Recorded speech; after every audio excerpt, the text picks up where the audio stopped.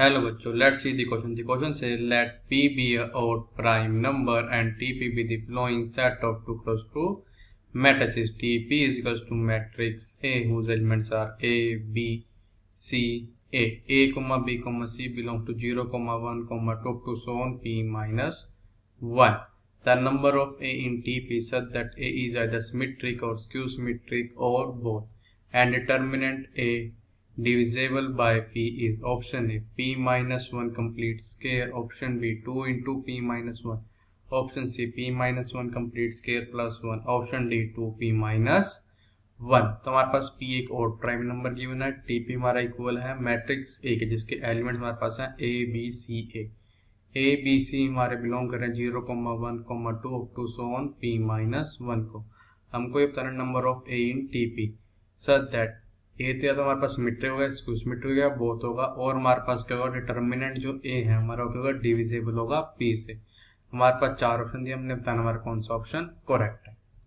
Firstly I will tell you की concept, और एक की कॉन्सेप्ट आपकी हेल्प करेंगे इस क्वेश्चन को सॉल्व करने में। तो फर्स्ट की कॉन्सेप्ट हमारे पास क्या है, A is said to be symmetric matrix. हमें को कब बोलने की ए हमारा क्या होगा सिमेट्रिक मैट्रिक्स होगा, इफ हमारे पास क्या जो हमारा ए है हमारा किसके इक्वल हो, वो हमारे इक्वल हो ए ट्रांसपोज।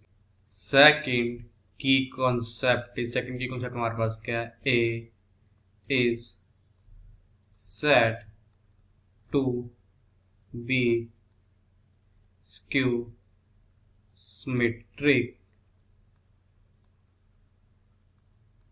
मैट्रिक्स। ए को हम कब बोलने की ए हमारा क्या होगा स्क्यू सिमेट्रिक मैट्रिक्स होगा, इफ हमारे पास क्या हो, हमारे पास हो कि ए हमारा किससे इक्वल हो माइनस ऑफ ए ट्रांसपोज के, तो हम बोल रहे हैं कि ए हमारा स्क्यू सिमेट्रिक मैट्रिक्स है।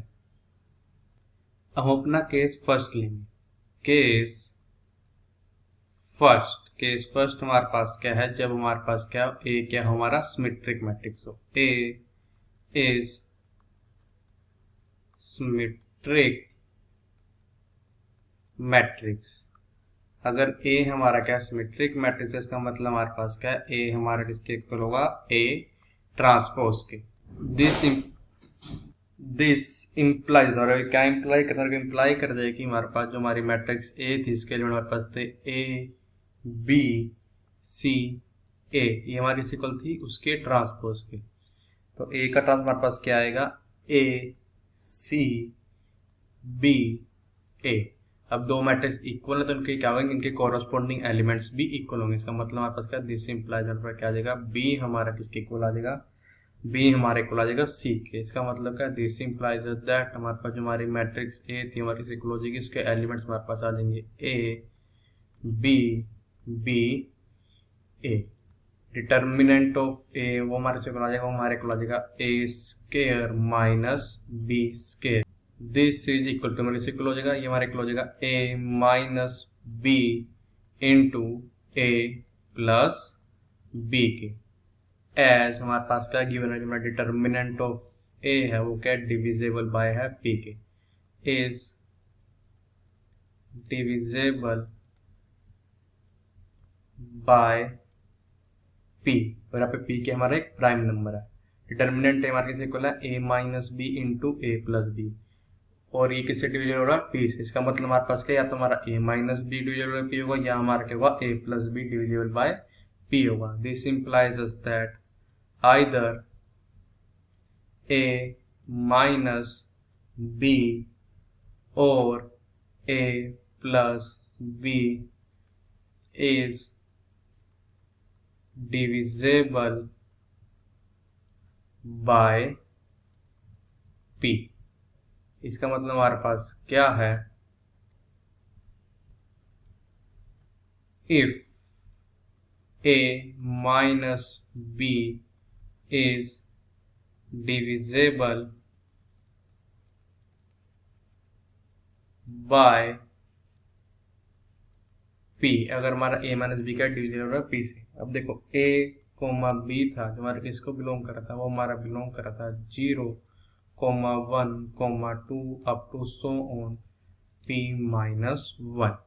अगर हम यहाँ से देखें हमारे पास क्या यहाँ पे आएगा मिनिमम जो हमारे पास वैल्यू आएगी a माइनस बी की, ये हमारी इक्वल होगी, ये हमारी इक्वल होगी 0 के। और अगर हम इसमें मैक्सिमम वैल्यू अपने निकालें a माइनस बी की, maximum value of a minus B हमारी इक्वल आ जाएगी p-1 के। तो इसका मतलब कि a माइनस बी हमारा क्या करेगा 0 और p-1 के बीच में लाई करेगा। अब इनके बीच में और इनको इंक्लूड करके जितने भी हमारे पास इंटीजर है उनमें से सिर्फ एक इंटीजर है 0, जो कि क्या होता है हमारा p से डिविजिबल होगा। दिस इम्प्लाइज क्या इम्प्लाई करते हैं कि हमारे पास यहाँ पे आ जाएगा a minus B is equal to 0।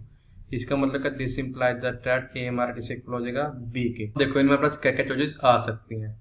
हमारे पास हो सकता है a is equal to B is equal to 0, a equal to B equal to 1 up to so on हमारे पास क्या सकते हैं a equal to B is equal to p-1। तो टोटल हमारे पास कितनी चॉइस आ जाएंगी p। In this we have p choices। हमारे पास कितनी चॉइस आ जाएंगी p आ जाएंगी।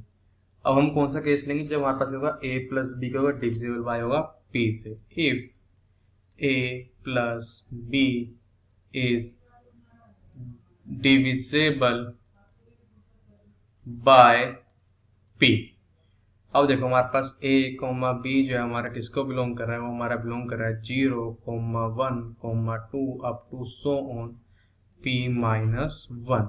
तो हमारे पास जो मिनिमम हमारे पास वैल्यू आएगी a प्लस b की हमारी क्या आएगी 0, और हमारे पास जो मैक्सिमम वैल्यू आएगी a प्लस b की वो हमारी इक्वल आ जाएगी 2p-2 के।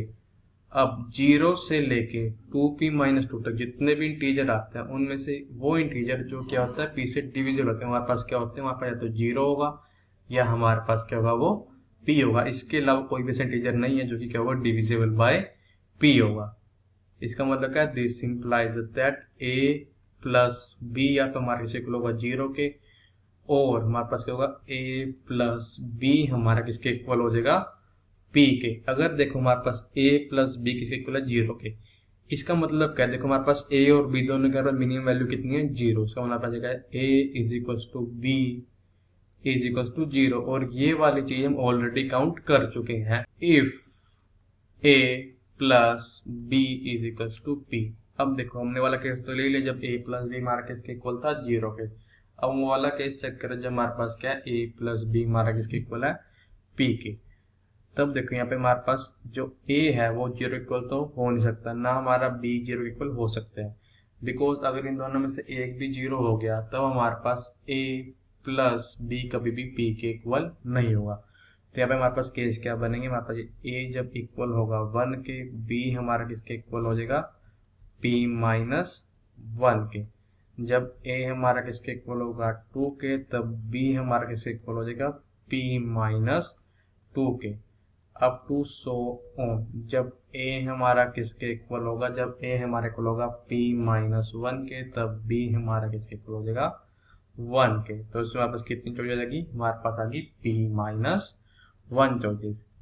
इन दिस वी है हमारे पास क्या आ गई p-1 चॉइसेस आ गई। इन केस फर्स्ट, अब देखो केस फर्स्ट में हमारे पास क्या गया, टोटल नंबर ऑफ चॉइसेस हमारे किसके इक्वल आ जाएंगी। जब हमारे पास क्या था a माइनस बी डिविजिबल हो रहा था p से, तब हमारे पास कितनी चॉइसेस आई थी, तब हमारे पास आई थी p चॉइसेस, प्लस जब हमारे पास क्या हो रहा था a प्लस बी डिविजिबल हो रहा था p से, तब हमारे पास कितनी चॉइसेस आई p-1। तो हमारा किससे इक्वल हो जाएगा, हमारा ये इक्वल हो जाएगा 2p-1 के। अब हम करेंगे केस सेकंड लेंगे। केस सेकंड हमारे पास क्या है, जब हमारे पास क्या होगा a क्या होगा हमारा स्क्यू मैट्रिक्स होगा, a is skew symmetric matrix, A हमारे पास क्यों सिमेट्रिक मैट्रिक्स होगा, तो हमारे पास है तो हमारा आ जाएगा ए हमारा किसके इक्वल आ जाएगा माइनस ऑफ ए ट्रांसपोज के। दिस इम्प्लाई धरो क्या इम्प्लाई कर देगा, हमारे पास क्या यहाँ पे आ जाएगा जो हमारी मैट्रिक्स है तो इसके हमारे पास एलिमेंट क्या थे A B C A which is equal to minus of A transpose. A transpose हमारे पास क्या है A C B A. This imply क्या इम्प्लाई कर देगा जो हमारी मैट्रिक्स है जिसके एलिमेंट हमारे पास क्या थे A B C A. This is equal to another matrix जिसके एलिमेंट हमारे पास क्या है minus A minus C minus B minus A. अब दो मैट्रिक्स हमारे इक्वल है तो नहीं कहेंगे कॉरेस्पॉन्डिंग एलिमेंट्स इक्वल है, इसका मतलब हमारे पास क्या है this implies that A is equals to minus A और सेकंड हमारे पास क्या देगा B is equals to minus C. अब एक इस इक्वल है माइनस एक है मीन्स एक नंबर उसी के नेगेटिव के इक्वल है। एक कब पॉसिबल था जब हमारा वो नंबर इसे इक्वल हो जीरो के। दिस इम्प्लाई जब क्या इम्प्लाई कर देगा ए हमारा किसके इक्वल आ जाएगा जीरो के। अब बी तो हमारा किसके इक्वल था माइनस सी के।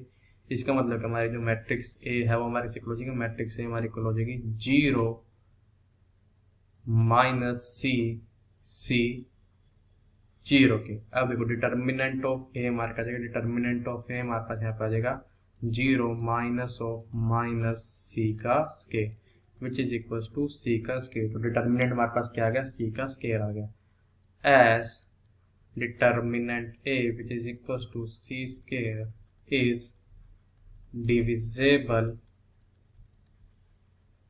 बाय किसे डिविजल हो रहा है ये एज सी हमारा किसको बिलोंग कर रहा है सी हमारा बिलोंग कर रहा है zero comma one comma two up to so on P minus one को। और हमारे पास एक और चीज है कि हमारा सी स्केयर क्या है डिविजेबल है पी से।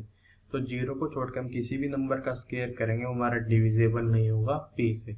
इसका मतलब क्या हमारे पास दिस इम्प्लाइज दैट सी हमारा किसके इक्वल होगा जीरो के इक्वल होगा। और अगर सी हमारा जीरो इक्वल है इसका मतलब क्या दिस इम्प्लाइज दैट बी हमारा किसके इक्वल आ जाएगा जीरो के। बिकॉज हमारे पास क्या था बी हमारा किसके इक्वल था माइनस सी के और ए तो ऑलरेडी हमारे किसके इक्वल है जीरो के। और ये केस ऑलरेडी हम केस फर्स्ट में काउंट कर चुके हैं। This is already counted. इसका मतलब क्या पर this implies that the number of A in T P is equal to number of choices हमारे पास कितनी आई थी जब हमारे पास मैट्रिक्स क्या थी सिमेट्रिक मैट्रिक्स थी वो हमारे पास आई थी 2p माइनस 1 प्लस हमारे पास क्या होगा नंबर ऑफ चॉइसेस हमारे पास कितनी आई थी जब हमारे पास क्या थी ए क्या थी हमारी स्क्यू सिमेट्रिक थी। और जो उसमें हमारे पास जो कंडीशन आई थी वही कंडीशन हम एक बार केस फर्स्ट में भी काउंट कर चुके थे। तो यहाँ पे हम क्या ऐड करेंगे यहाँ पे हम क्या ऐड करेंगे जीरो बिकॉज इसमें वन कंडीशन तो आई थी हमारे पास एक ऐसा केस तो बना था बट वो केस हम ऑलरेडी काउंट कर चुके थे। इसका मतलब हमारे पास क्या this implies that the number of A in T P हमारा किसी इक्वल आ जाएगा हमारे इक्वल आ जाएगा 2p माइनस 1 के। इसका मतलब हमारा ऑप्शन डी करेक्ट है। Option D is correct. So the final answer is the number of a in TP is equals to 2p minus 1. I hope you will understand it well. All the best. Thank you.